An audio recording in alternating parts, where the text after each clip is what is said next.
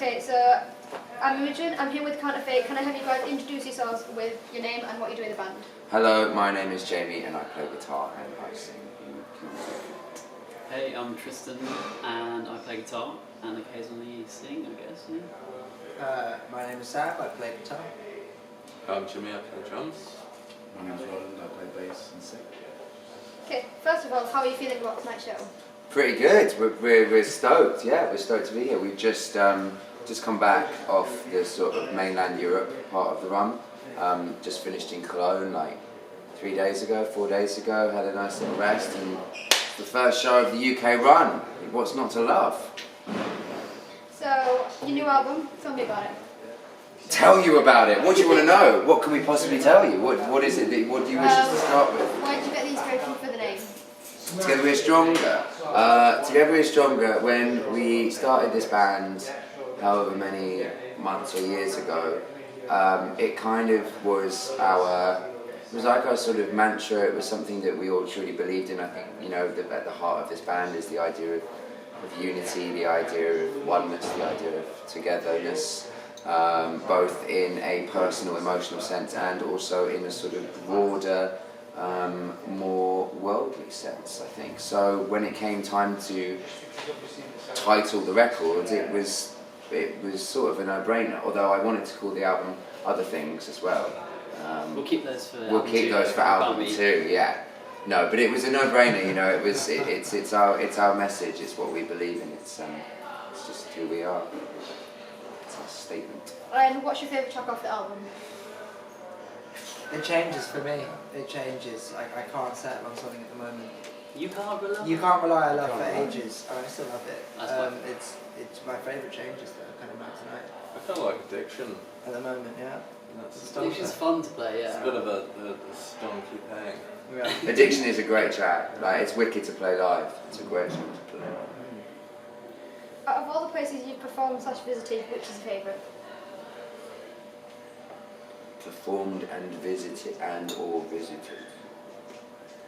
Oh, it's difficult to say. Each place that we play is such has its merits. I mean, I think for us, you know, as a new sort of a relatively new rock band, Germany is an amazing country to play in. Like, it's very, in terms of its openness toward music and toward rock and roll and its general attitude towards new music, it's an incredible place to play. There's vibe particularly across where we've been able to play in Germany, but then there's something very special about being able to tour the UK as well. You know, this is where we're from, so it's tough, you know.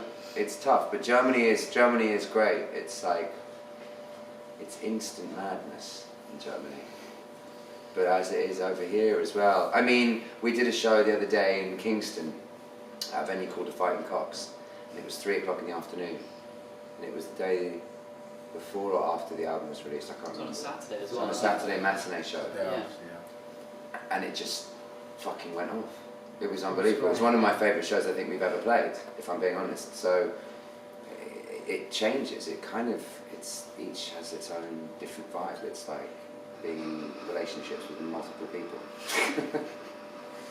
What's your favourite thing about touring? Going to hang out with your mates. It is like just hanging out and travelling to new places and playing shows, you know, to people that we've been very fortunate enough that are into it, you know, which also it seems, so yeah, it's a great time. It's good to be out with your friends doing something now. Getting Jimmy ready. Yeah. I like 2 showers a day. Double shower. Jimmy does like a double shower. What Jimmy tends to do is have a shower right before we're meant to be on stage. Like, right up until the last minute, Jimmy will probably bring the towel. And I'm there like, I suffer from quite, you know, like I stress a lot. I suffer from quite bad stress. So I'm there like, Jimmy, you know, we're meant to be going on stage. And he's like, it's all calm. It's calm. It's calm. It's towel. Okay, so my younger sister, who's obsessed with Mortal Instruments, begged me to ask you this, but is there a sequel to the Mortal Instruments? There's a television show that she can watch and download. Legally or illegally, it's up to her. Yeah, I've seen that. Okay, so I'm going to ask each person individually, but what's the best / worst thing about any member of the band? Starting with Jamie. do I have to say about each individual? All we have to Each say about individual. you. So best or what? I mean, obviously, I'm just going to go for the best thing. Roland's positivity. It's one of the greatest things about who he is as a human being, let alone, you know, being in a band with him. It's amazing. It just keeps us all up. Jimmy's got this smile when he knows he's being naughty. It's one of the greatest things I've ever seen. I'm just like, it's kind of just like melts my stone cold ice heart. He just looks at me and I'm like, oh, okay, off you go be fun. Sam understands me better than probably, I mean, like we all get each other, but Sam just is like so zen and just gets it and is calm. And Tristan is logical and will always think about a problem laterally. So as a team, we're fairly good. I'm just scatty as fuck, so I don't know. I'm sort of the weakest link, I think, in terms of what I can offer. I'll give you one word for each of them. So we've got drive, comedy, energy, and wise words. Sage. 2 words. Sage. Sage, holidays. Sage. Sage. Good herb. Strong. Yeah, Roland for his positivity and his, you know, gets me up in the morning, gets me pumped for the day. I'm pretty sure you've made me some dodgy beverages in the past though. Hot beverages. Oh, really? I think you did something a little bit wrong. I didn't bring it up at the Oh, time right. to save you from it, but Save you from embarrassment. now I'm doing it publicly, so instead of taking you aside like a gentleman. No Yeah. copies. Jimmy, great for the hangs. Great to hang with.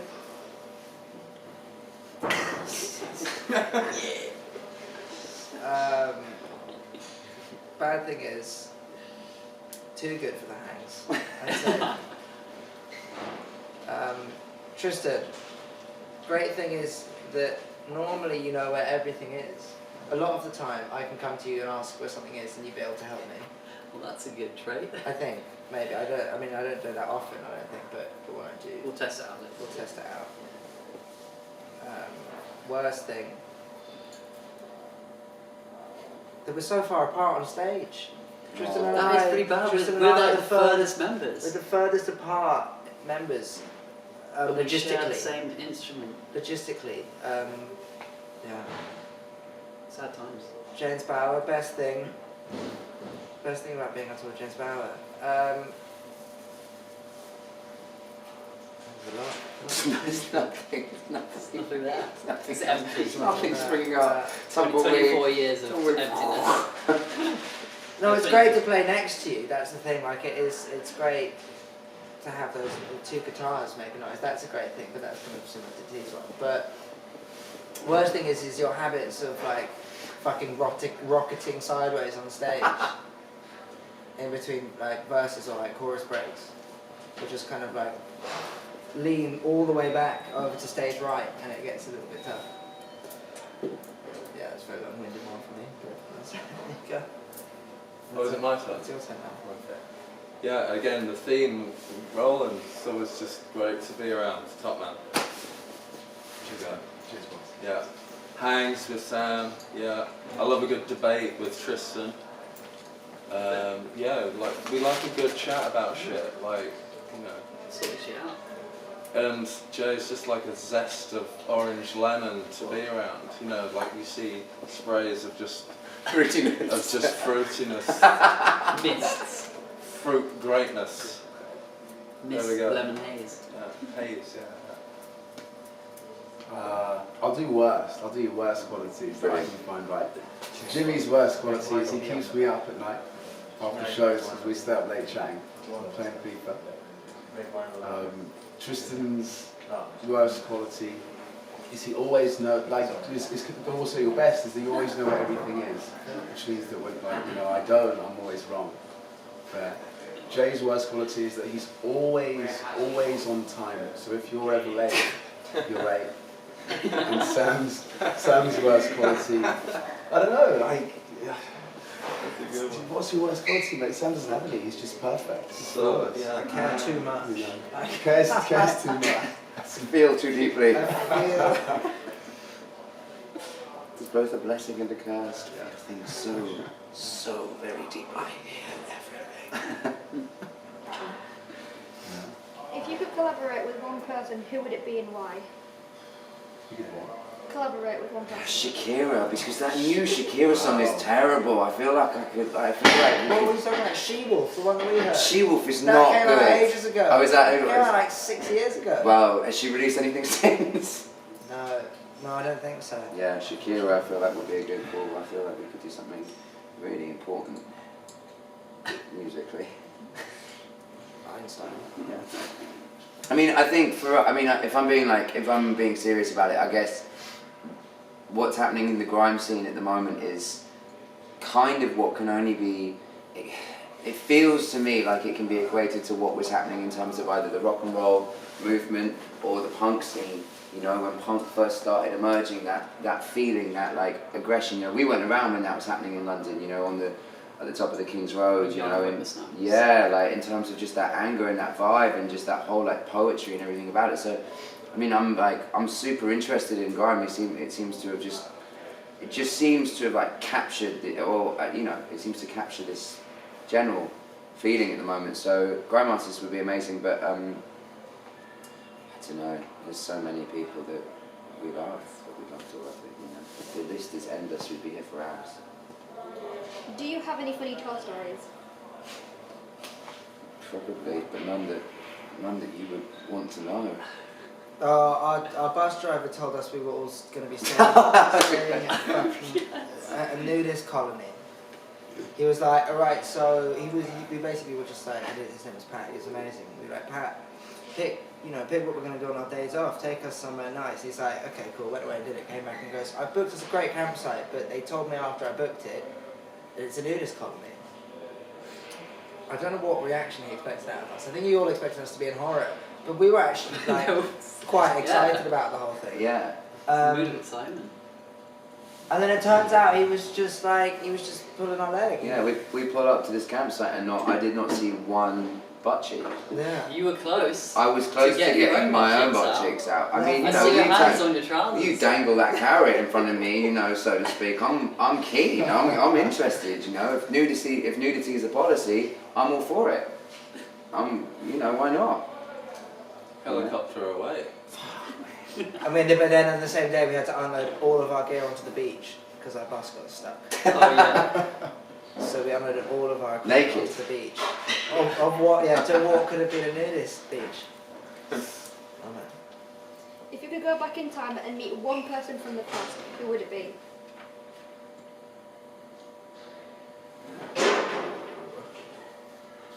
Right now, my great grand, Nanny Golding, top row.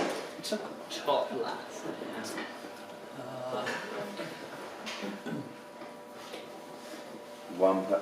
I get one person from the past.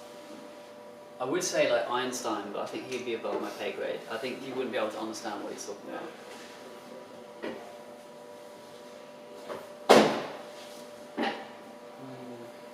U2 and told them not to put their album on my They're still around. You can meet them now. Yeah, well, Did I you couldn't- meet I can't- them before they put it on I'm there? not going to get that time back, yeah. Text them. Get it off, how do I delete your album off my phone? It's a bit of a name drop, but I had the opportunity very, very, very briefly many years ago to meet an actor called Christopher Lee, who is kind of a legend in both, I suppose, more like popular movies, but particularly in a lot of sort of what I guess would be referred to as sort of, and I hesitate to say this, B movies, I guess. He did a lot of like crazy films. He did a lot of weird movies, and particularly like horror movies. You know, that was his vibe. That was his whole jam. And I had the opportunity to meet him once, very, very briefly. He was the tallest guy, very deep voice, and I wish I wish I had the opportunity to meet him again now, because at the time I met him I was so young, and I didn't have the opportunity to ask, or I was too terrified to ask any questions. But now I think I might have a little bit more. He made a Bit more metal guts. record. He did make a metal record as well. Yeah. Yeah. Towards the latter stage of his life as well. I mean, bear in mind, God rest his soul, he only passed away recently. So, that's all. How does it feel to perform on stage every night? What's the feeling? It's kind of the answer to this would be the same sort of similar answer to the question about where's our favourite place to play. I think each night and each show is always very different, and I don't say that because it's politic. I say that because it's the truth. Each show is like very, very different. I think for me, I don't know about for the rest of the band, but like for me personally, there's always the pre-show nerves from whatever show that we're doing. There's always going to be a bit of pre-show nerves, but once we get out there, every show is different, you know. Like some shows, you get into that like it's just like instant. Other shows, it's a bit more like you've got to like have a bit more of a battle with your instrument and with what you're doing, and like that's what I think is the most exciting part about playing music, is the fact that, and playing live music particularly, is that it's going to be different every time. So it's kind of exciting in that sense, but it's always chaotic. Chaotic is the word I'd use to describe it. It's always chaos, because that's just what we do, it's how we are. You know, that's our thing. How did you come up with a name for your band? It's a tough question again, because there's no real story. Like, a lot of bands take their names from movies or from other songs or from other bands or from inspiration that they find it in books or whatever, but for us the name came from it feeling right. If I'm being honest, I'm a big believer in something, if inspiration is kind of everywhere and it's floating around, and I'm not sure where it came from, but it just sort of appeared and it fit and it was right, and it was the right thing for the band, and it was the right words, and it was the right sound. I'd love to be able to sit here and say that part of it was irony and part of it was, you know, having a dig, but it wasn't, being honest. What are your musical influences? Broad. Very broad, yeah. And varied. From like heavy metal to classical music. Some of us listen to There's hints of country in there. Sam thinks there's a lot of country. I'm hearing Well, more in like your country hints. You are as well. Yeah. Are you hearing country? Nah. In some songs, I really. I love You said country Family music. Suicide was a bit It country. really gets through country for me. Like, yeah, it would be a good country version. But I mean, you know, for us, there's this sort of across the board. I think we grew up listening to our father's rock and roll music collection, basically. A lot of Hendrix, Sabbath. For me, it's slightly lighter as well with my dad. Bands like Van Morrison. I mean, I love Bob Dylan growing up as well, so that sort of led me into a world where I'm sort of like traversing into the Travelling Wilburys, which then sort of leads me on to Tom Petty, which, you know, you sort of like get lost in these rabbit warrens. But then in terms of like more modern bands, I think, you know, Biffy Clyro, Gallows, the Bronx, there's a lot in there. Even bands like Bring Me the Horizon, I think, have somewhat helped shape this band into what it is. You know, we owe a lot of what we are to a lot of artists that, you know, are out there slaying it right now, you know. I think we do. What got you into music in the first place? Mine was my dad being like we were talking about earlier, being interested in guitar-driven music, Jimi Hendrix, and my parents bought me a guitar as well, so it was like the new plaything to play with, and I got lessons at school. Kind of went from there. I think, I mean, for you and me, it was kind of just like, I think, who we are, really. Yeah, rhythm. Rhythm always, and still does, like I find really interesting what is possible with rhythm. Or, without getting too deep into it. I think it's just something that like I kind of wasn't good at anything else. Like I mean I like in terms of academia or anything like that. I just fell in love. I fell in love, and I playing an instrument. I fell in love with playing an instrument. But I was playing an instrument, very early on in my life, and that's what I wanted to do. And in terms of rock and roll, I first started playing the drums. I wanted to be a drummer.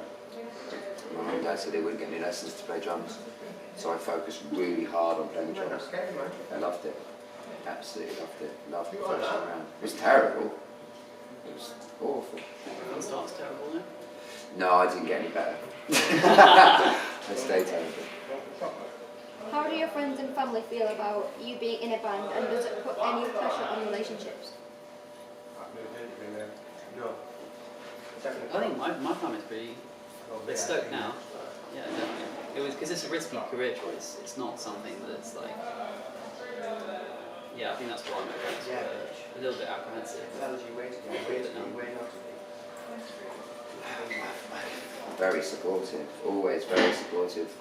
My family. I mean, it's a creative venture, and my and Sam's parents, really support that and are very, very open to that. We sort of grew up in a family environment where that was what our parents did for a living. Was work with creative people, and so they understood. I bet they fucking kicked themselves. They were like, oh God, half of this is probably our fault. But that's the nature of what it is. And then does it put strain on relationships? Of course. Of course it does. You're out on the road for fucking however long. Across Europe, phone signals dodgy, and you end up you're traveling through 4 different countries in one fucking day, and your phone just has a moment and stops working and dies, and you want to throw it against a wall, so you want to contact people and all that kind of stuff. Of course it does, but at the same time, I think each of us is very fortunate enough to have both friends, relatives, and loved ones who understand the nature of what it is that we do, and understand. You just have to be it's really shit. I get it. It's going to be tough. It's not an easy thing to do, but we've got our friends are very supportive, and we're very lucky to have that. Very, very lucky. What are your plans after this tour? Netflix and chill. Album 2. Album 2. Well, we've got festivals. Oh, festivals as well, but it's sprinkled in between. Hopefully. We'll see. We've got a lot of festivals to play, and one of the most important ones being Reading and Leeds. That's a huge festival for us, and we're stoked. That's a fucking great. It's amazing. It's an amazing thing for us to be able to go and do. Wicked. I'm mega excited about that. And then we've got loads of German festivals and some others sprinkled around Europe. And then who knows? There's talk of maybe going back into the studio. There's talk of maybe going back out on the road again. It kind of depends on if and when inspiration strikes. If inspiration strikes and the iron's hot, and we come out of those festival dates and we're really pocket and we're really ready, then we go for it. But if we're not and we need a bit more time, we take a bit more time. I'm sure the fans want to know this, but are any of you seeing anybody? What, today? Yeah, I'm seeing probably a crowd of people in there. My mate Jack's coming. That's nice. Mum's coming. Mumsy's coming. Mumsy's coming. Really? I'm seeing Mumsy. There you go. I'm seeing Mumsy. Last question. Have you ever had any strange encounters with fans before?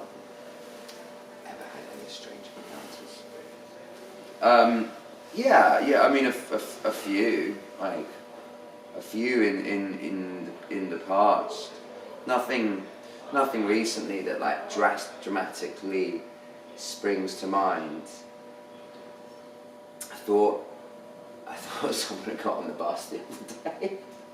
I thought someone who wasn't in the band or in the crew had gotten on the bus, and I was like, and we were all asleep, and I was like, who the fuck is that? They hadn't. It was alright. There was no one on there. Well, there was. Matilda was there, but yeah, it was terrifying. I've had people like send me wheels of cheese with nipple clamps and stuff. It's a weird one. That was a weird one, and a letter, described some fairly explicit actions. Including the cheese. No, the cheese was like The separate. cheese was left out. The That was cheese a was different left. story. That was another story. The cheese was left out of the letter entirely. Did you eat the cheese? No, I didn't. No, I didn't eat the cheese. Was it a good cheese? It was a camembert or a brie. It was a soft cheese. It was a soft cheese with It a was a stanky. gooey-ish. I didn't open it up. I could squeeze it. That's all the questions I have. Amazing. Thank you so much. Cool. Peace.